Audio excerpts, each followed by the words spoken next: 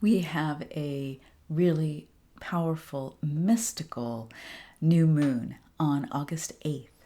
And this new moon is powerful in both sides of the spectrum, so to speak. It's deep, it's mystical, it's mysterious.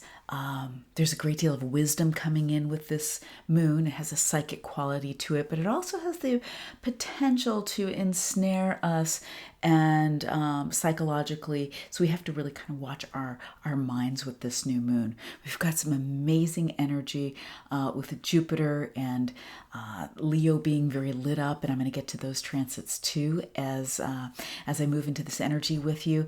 And really excited though for this next cycle. Great things coming up for you.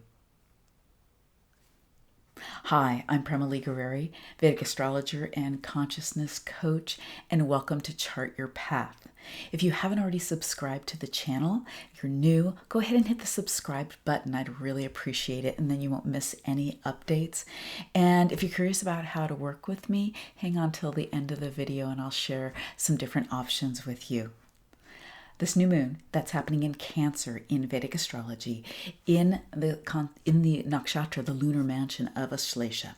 Now, this again is very mystical. It's emotional, so you're probably already feeling the internal pressure and potentially mixed emotions that are coming along with this new moon. New moons in general, full moons tend to be more sensitive, but this is in Cancer. This is a very sensitive, emotional placement.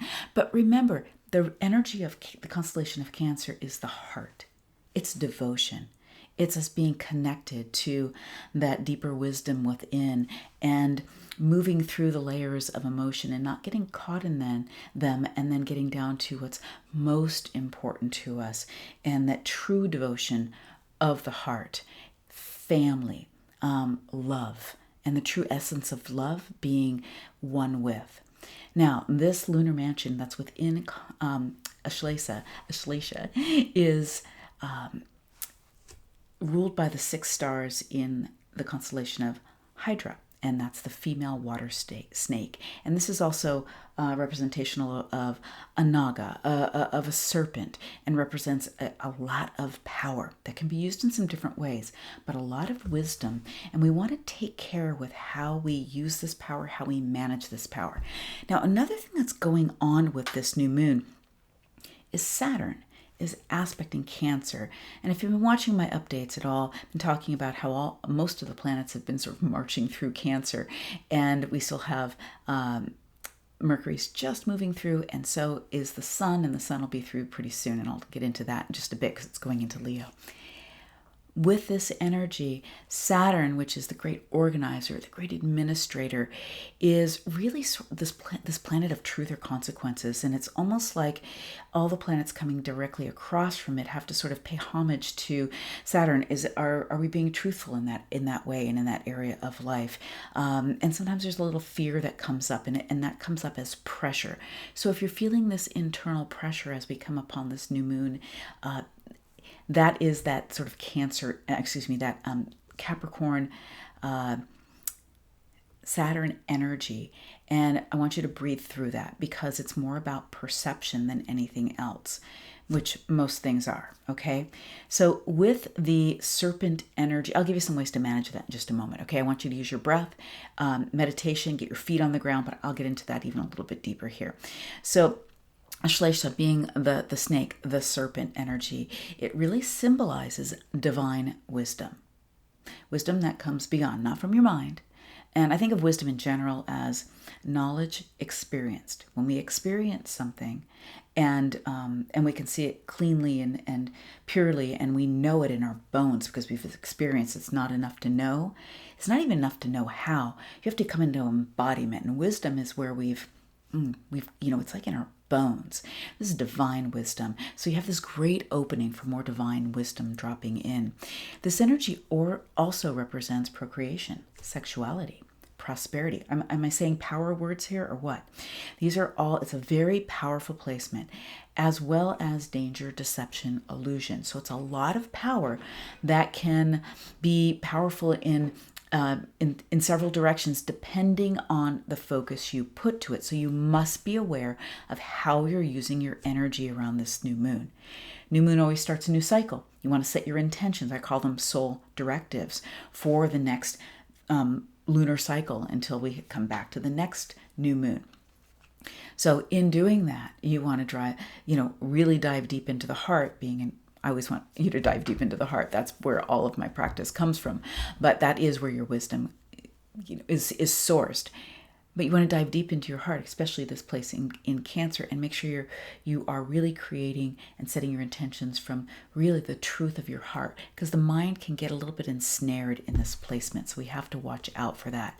The mind can get a little fixated, and you want to open up to the mysticism, the deep. And this is very psychic and sensitive, and you want to open up to that through energy work, through breath work. And breath work is some of the best energy work. Simply taking deep breaths, simply putting all of your attention on your breath, breathing down from the crown of your head, down from the cosmos, down the front of your spine, down through your chakras, and back up, and exhale out through your crown of the head. Circulate your breath. Another way to just move the energy, move your prana, move your shakti, move your body. This is very powerful. Reading spiritual text. Have some extra time for meditation, and it might be, especially if you're a feminine being, that singing, that dancing, that being in nature, and then sitting and dropping into meditation. Great way to open yourself up to what wants to drop through during this time, specifically for you and in the area of life that this represents for you. This is also with the ability to fixate a little bit on things. I just want you to watch your mind, because this can be very deeply psychological, especially with Cancer ruling. Cancer is ruled by the moon, and then this nakshatra Ashlesha is ruled by Mercury, the great communicator. And you're just going to want to watch that psychological aspect. So stay in your body, feet on the ground, yoga, move through space, walk, so that you're well integrated and you don't just get caught up in your head, basically. And with the emotions that can happen when we fixate on something, we can get entangled in it, and that's that snake energy. So we want to watch that. Instead, we want the divine wisdom, we want the mysticism that goes with this time, but you're going to have to open up for that, okay? And again, if you're getting caught in stuff and emotions and patterns, this is a time where your patterns may come up. And there's because of Saturn and Saturn's aspect here, also watch the overthinking. Okay, and use the practices I mentioned to take the pressure off. Now, at the same time, and if you have any questions about that, drop them in the chat, okay? If this is resonating for you, hit the like button and let me know, what's coming up for you. Are you already feeling this pressure, and what are you feeling called to during this time? If you go ahead and sit for your soul directives on the new moon, love to hear about that. What are you calling in this next cycle? What is your heart calling you to in this next cycle? Leadership has a component of that, and I'm going to talk about that in just a moment. Now, Mercury is moving really fast. Mercury was moving slow for a while through its retrograde and through its time in Gemini, but it's moved in a very short period of time through Cancer, and at the same time in the new moon, it's moving into Leo, but it's going into Gandanta. That is the place between water and fire. It's between Cancer and Leo, and you can think of that as a hallway. And in that hallway, between the room of Leo and between the room of Cancer, it's like you're not in one place or the other. So the great communicator, our intellect, it's also the great messenger, and especially during Gandanta, this really is the quality of the messenger in the Sacred Wealth Code archetype system, because when Mercury is in these liminal places, we get these deeper messages coming in. This gives you the ability to really see and break patterns when we're in a Gandanta point, because it's said that this is the karmic, untying the karmic knot. And we don't even have to even know exactly what the pattern is, but we want to unhook, we want to unravel from those patterns. I also like to see this if you're you have different ways of working with patterns, and I do that a lot with my clients. But simply, if you're noticing the pattern, you also can look at it as it's something you're hooked into or plugged into, and simply unplug from that pattern and replug yourself into the divine, replug yourself into your heart. You don't need to be part of that thought form anymore. So this is a great portal at the same time as the new moon for this expansion. Now, Mercury is going to then move into Leo right on that same time as well, like on the 8th, 9th, it's moving right into the constellation of Leo. We already have Mars in Leo on the 29th of July. There was this great opposition with Mars and Jupiter. Jupiter's hanging out in Aquarius. It's aspecting Leo. Jupiter, the great teacher, and the great visionary in the Sacred Wealth Code archetype system. These energies the most light, has this beam of light that is shining on Leo. And Leo, this is the constellation of the king, of the leader and the celebrity. And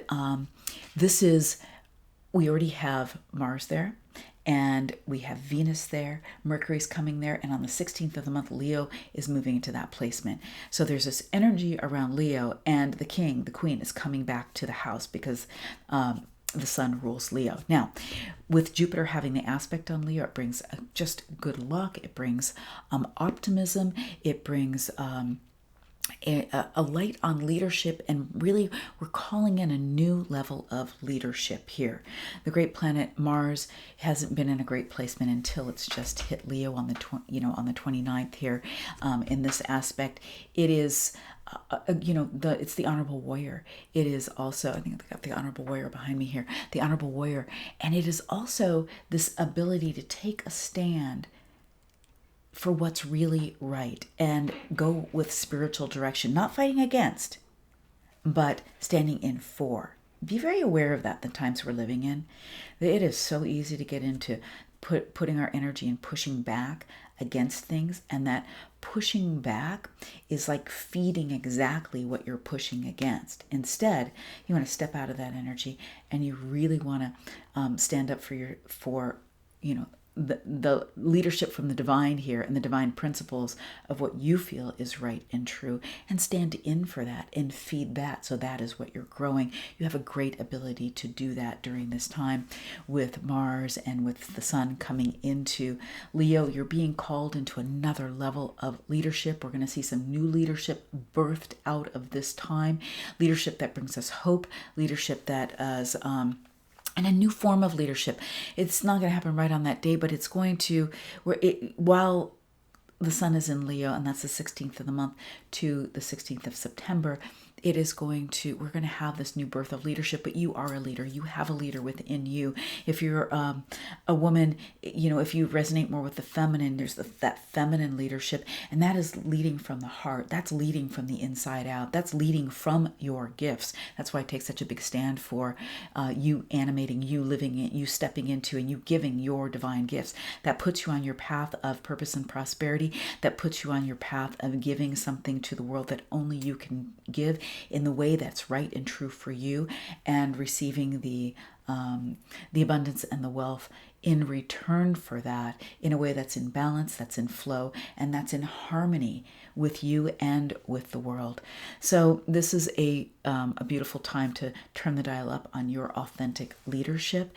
And what does that really mean to you to lead from the heart? I'd love to hear in the comments, what does that mean to you to lead from your heart? You're a conscious being, or you wouldn't be here listening to this, and you have something great to give the world. Whatever that is within your gifts, it's like a key that unlocks something only you can.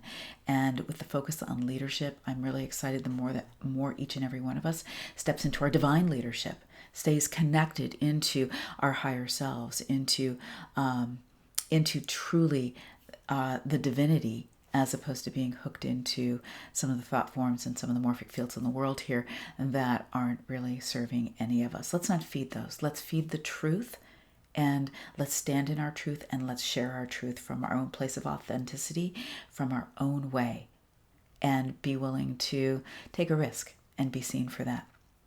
So I appreciate you so much listening in. Love to hear anything you have for me in the comments. And if you're looking to get your Sacred Wealth Code reading or a Soul Success Map reading, if you'd like me to read your Vedic astrology chart, the links are down below. If you want the free quiz and find out one of your archetypes, or you want the cards or the book, all the links are down below.